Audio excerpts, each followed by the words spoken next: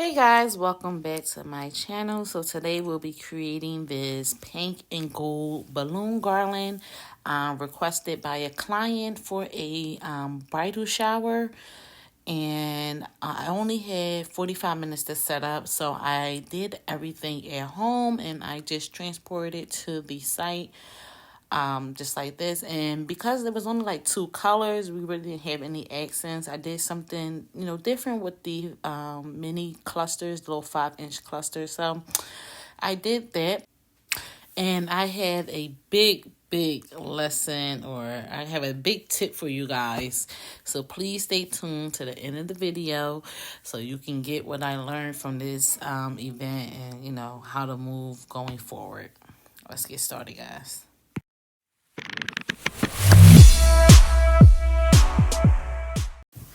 Alright guys, so the first thing we're going to do is make our clusters. I'm blowing up the balloons. In the pink I had 36, 24, 18, 11, and 5-inch. And then for the chrome gold I had 11 and 5-inch. I'm twisting my duplexes together and then making two quads. And then I'm twisting those quads together to make a cluster of 8 balloons. And when you tie them balloons together, you want to pull. You see how I'm pulling those necks pretty tightly, if you can catch it as it moves so fast. But I'm pulling it really tight and stretching the necks as much as I can, because when I do the base to create the balloon garland, I use the necks of each cluster to make the actual base part. So I tie it really tight together, twist and tie. And you don't have to tie. These was double stuffed. And I double stuffed just pink into pink, not to create a custom color, just to make sure that the balloons just look even better in photos and, quality. So I double stuffed the pink into pink. But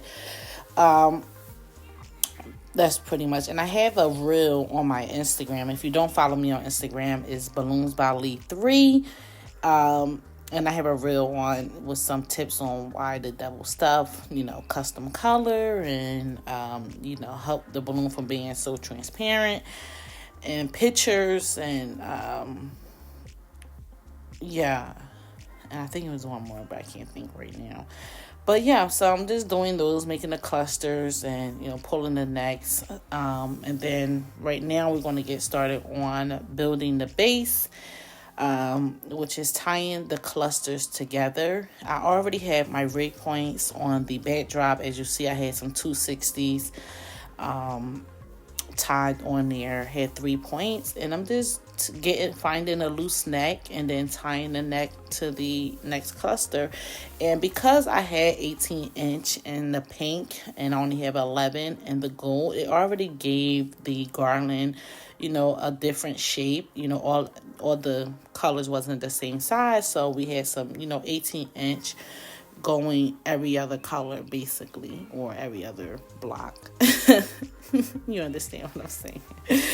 So I now just adding the clusters and tying them on and making sure they are tight towards the tight as far as tying them with the 260.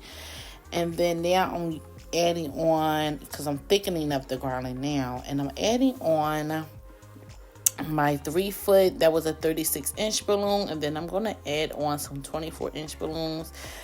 And for the top part, I end up adding, and this is something that I don't know, maybe because how my eyes work, but usually I like the color at the bottom to match the last color at the top.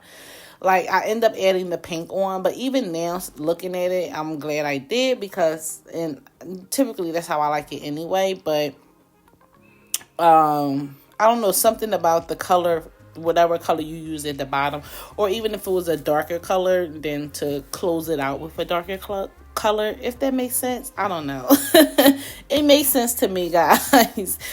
But I end up adding the pink at the top, and you'll see what I'm talking about. It closes it up, right? I don't know. It just closes it up and it looks better.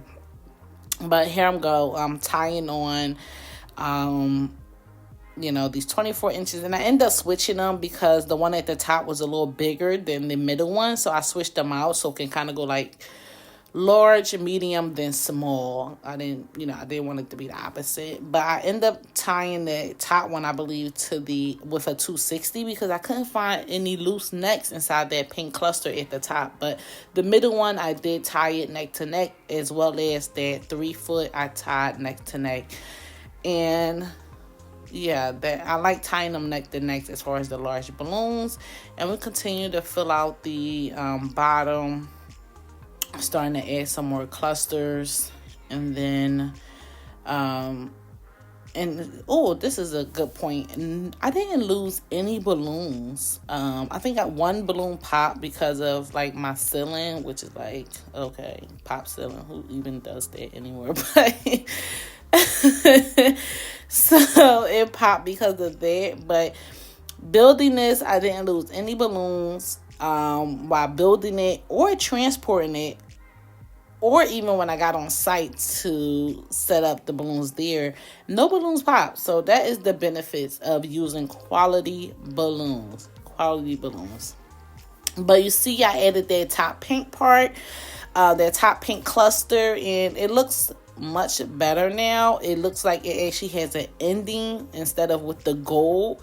Like the little details like that, I think really makes a garland or any look that you're trying to do, if like paying attention to the little details. But because this as I mentioned, because of this garland didn't have any like no orbs or anything or any special effects to it, I just wanted to play around with the 5-inch clusters to give it a little a little extraness. So that's what I was doing, playing around with it. There's so much you can do with them. They're so fun. But just playing around now, trying to find a space for it and how to tie it and things like that is what I was doing. And if you didn't see my video, I have a video. Which video was it? I don't know. It will be linked in the bottom. I believe it was the balloon, the wall garland or something. But I showed you guys how I make my little mini clusters. And I actually end up doing something different this time. Usually I tie the mini clusters neck to neck and just place them on top of each other. This time I end up using a 260 just because I didn't feel like putting too much strain on my hands. It was easy, so it wasn't too much doing that. But yeah, most of it just be shaping the garland and just playing around with it. It's a lot of stepping back. And I actually enjoy, even though like having 45 minutes to set up, I actually enjoy doing it at home. Like, because who wants to work under pressure anyway? So if I have the option to do everything at home and just take it on site, I mean, I won't mind doing stuff on site if I have a lot of time. Like, I would like that as well. But if I have a short amount of time, like, why not just do everything at home instead of getting on site, rushing, and sometimes you can miss those small details, especially if you're alone. Like, it's only me, so I don't have anyone there that's already stepping back and looking at it. Like, hey, add something there, It's me. I have to, put the stuff on the garland, step back, like, look at the garland, then go back and add more stuff on the garland. It's like, sometimes you don't have all the time to do all of that, and you may miss some of these small details versus doing it at home and just figuring it out at home, stepping back, making those small details to make it really look nice. And just FYI, I end up doing it off camera though, but that middle pink cluster, I end up making a third mini cluster look kind of thing. I didn't do it on camera. And I also put a cluster where that 3 foot is at the bottom on the right side. But we are on site, so let me tell you guys this. So this is the big lesson learned, the tip of the day. So the client reached out. They showed me, they told me what they wanted, pink and gold. And they, sorry if people want to be walking in the camera and stuff. This is like the best place for me to put my stand without anyone knocking it over. So I apologize ahead of time if you can't see too much. But Anyway, the client reached out. They told me that they had this backdrop idea and they sent me the inspo and they just wanted the garland, whatever. And I was like, okay, cool. And this is where I felt it. I never upsell them. So this inspo that they sent me ahead of time, I could have done it. I have a double chiffon draping in white and cream, and I have those lights. And my piping drape is sturdy. As you see, this backdrop is from PVC that they made on their own, so DIY. And it was not sturdy at all. It was never mind. I'm not gonna it was not sturdy, okay? And you can't even get mad. It's like, cause I totally dropped the ball and I kept saying to myself, okay, I'm gonna do it this day. As far as me showing the client what I can do on my own and just upselling them or just giving them the option. I didn't even give them the option. I was too busy. I don't know. I was tired. I don't know, y'all. I don't know what I was doing, but I didn't send them the picture as I told myself I would, like every day. I was like, oh, I'm gonna do it. I'm gonna send them a picture, of me doing it myself.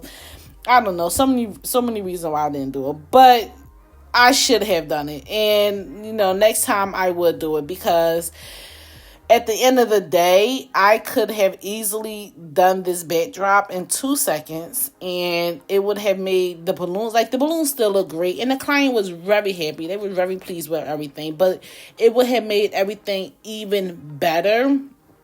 And, that's, just another, lesson learned. It's okay.